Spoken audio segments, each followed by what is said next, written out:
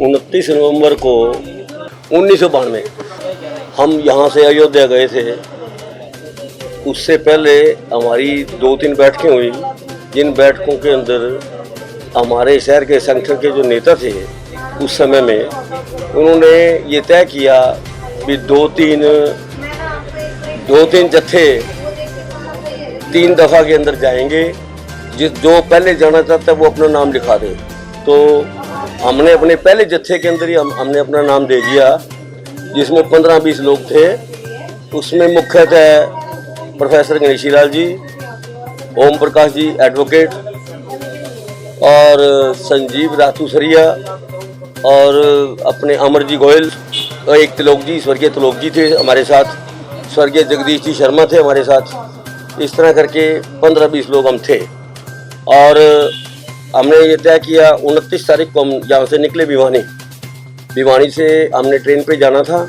वो ट्रेन हमारी लखनऊ से होती हुई फैज़ाबाद पहुँची। वहाँ से हम अयोध्या गए। अयोध्या हमें जो पीछे तंबू थे, जो कब्रिस्तान का एरिया था, उसमें हमें स्थान मिला, क्योंकि रश बहुत ज़्यादा था। हमारे पहुँचने से पहले लगभग 1 लाख लोग वहाँ पहुँच चुके थे। तो हमें वो स्थान दिया गया। उन स्थानों के ऊपर हमारा वो ज़रा ऊबड़ खाबड़ था, ठीक नहीं बैठा। तो वहाँ जो कब्रें थी वो कब्जा था। तो कुछ लोगों ने ये सोचा भी अगर ये कब्रें वाली जगह ठीक हो जाए तो हमारा जो है ना यहाँ ये तंबू वगैरह आराम से लग जाएंगे, हरियाणा के और हिमाचल वालों के।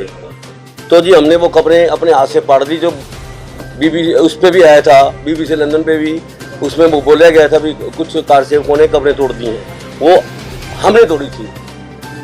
उसके बाद वहाँ हम लगातार रहे।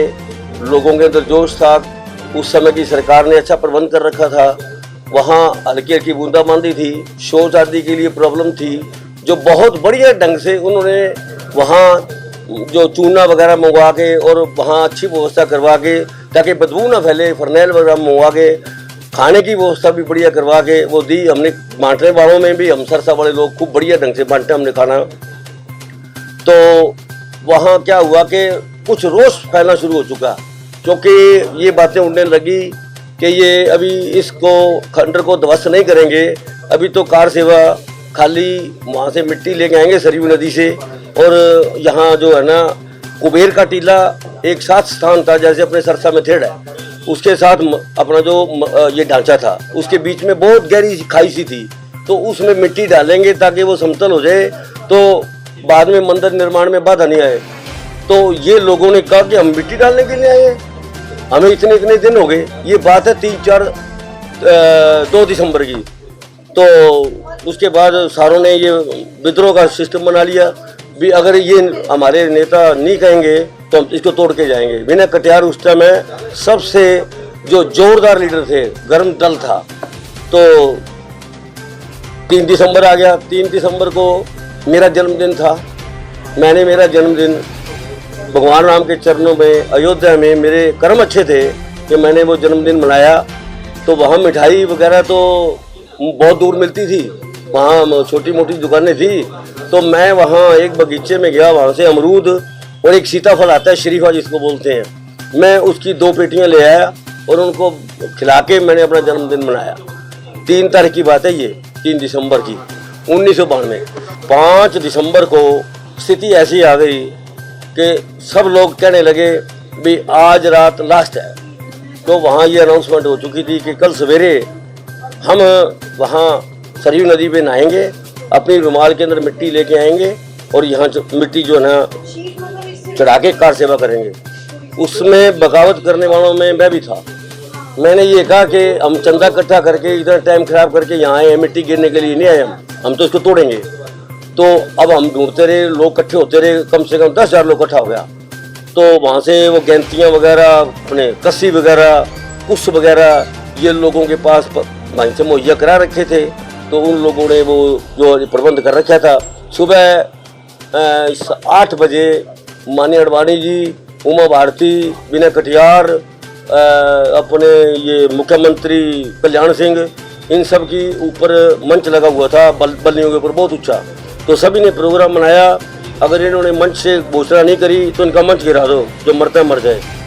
लेकिन 8 बजे के बाद जो ही भाषण शुरू हुआ, बिना कटार बोल रहे थे कि हमारे नेताओं ने अगर हमें आदेश दे दिया होता तो अब तक तो पाउडर बना देते नाखूनों से, हमें कस्सी की और डंडे की जरूरत नहीं थी। इतने में हमने पीछे मुड़ के देखा तो उस पर लोग चढ़े हुए थे। हमने वहीं उसी वक्त हमारा जुनून सवार हो गया और वो छोड़ के हम उस स्पीच वगैरह को और भाग लिए और तोड़ना शुरू कर दिया। प्रोफेसर गणेशी लाल जी को, अमरजीत गोयल को और बाबू ओम प्रकाश वकील को हमने ये कह दिया, आप बैठो, आप बैठिए। उनको तंबू में बिठा दिया और हम अपने तोड़ने में लग गए। सारे के सारे खूब तोड़ी हमने, शाम तक तोड़ते रहे। 2 गुम्बद तो शाम तक गिर गए थे। उसके बाद 1 गुम्बद रह गया था, उसकी बड़ी दिक्कत आ रही थी। डायनामाइट्स भी लगाया, दक्षिण भारत से लोग डायनामाइट्स लेके आए थे, डायनामाइट्स भी लगाया। लेकिन डायनामाइट्स लगने के बावजूद भी वो 3 उसके जो पॉइंट है ना खत्म हो गए। 1 पॉइंट पे खड़ा रह गया, वो टूटे ना, तो बड़ी दिक्कत आई। फिर एक ट्रैक्टर कोई लेके आया, उसमें सांकलें थी मोटी मोटी जो हाथियों के पैरों में डलती हैं, वो सांकलें डाल के और उसको खींचा। उसके बाद ऊपर से वो लोगों का जोर लगा, कोई रस्से बांध रखे थे, वो गिरा। तो तीनों जब ध्वस्त हुए, ध्वस्त होते ही उस समय रेडियो से समाचार आया करते थे, टीवी का इतना वो चलन नहीं था, ना मोबाइल का सिस्टम था।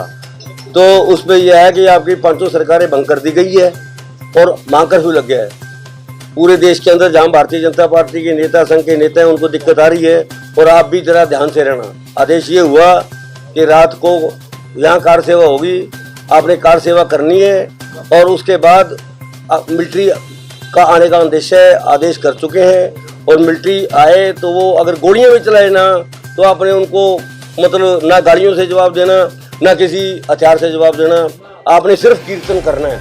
भगवान राम का कीर्तन करो और कार सेवा करो। हम करते रहे। हेलीकॉप्टर इसका जो चौहान साहब थे, जो अपने होम मिनिस्टर सेंटर के थे, उनका भी 2 बारी हेलीकॉप्टर हमारे ऊपर से बिल्कुल बड़ी नज़दीक से जो हमें साफ दिख रहे थे वो देखते रहे। लेकिन उनका गुस्सा नहीं था, उनके दिमाग में यही था जो ये हो रहा है ठीक है, लेकिन जो वो कानूनी थे ना, तो वो सरकार ने उनको ध्वस्त करनी पड़ी। वो टूटने के बाद अगले दिन सवेरे हम देखा भी कैसे जाएं स्टेशन के ऊपर। ऐसा था भी गाड़ी आए ना आए, थोड़ी देर बाद समाचार आ गया भी गाड़ी आ रही है। हम स्टेशन पे गए, स्टेशन पे जितनी बड़ी गाड़ी थी उससे 4 गुना भीड़, कैसे चढ़े।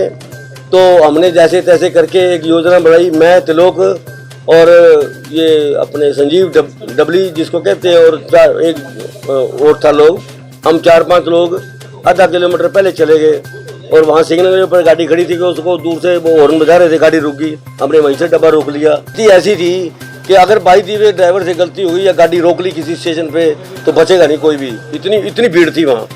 तो हम वहाँ से जो निकले दिल्ली आए। दिल्ली आने के बाद हमारे पास ये स्थिति थी, हमारे पास पैसे भी समझ लो कि 200-250 रुपया था, सारा टोटल 200-250 रुपया, खाने पीने के लिए कुछ नहीं था हमारे पास। तो 200-250 रुपये के अंदर 2 तो टिकटें बनाई हमने, प्रोफेसर साहब की और बाबू ओम प्रकाश वकील की। बाकी हम टोटल के टोटल जो है ना बिना टिकट के आए, रिक्वेस्ट करके आए भी हम कार सेवक हैं। और खाने के लिए मैं और तिलोक जी दोनों, वहाँ एक कंपनी बाग है अपने रेलवे स्टेशन के सामने, वहाँ कुछ पुरानी दुकानें, वो गोडाउन थे केले के और अमरूद के, वहाँ से पेटियाँ 2-3 खरीदी और वो लद के वही सारी कार सेवकों को खिलाया और सरसा पहुँचे।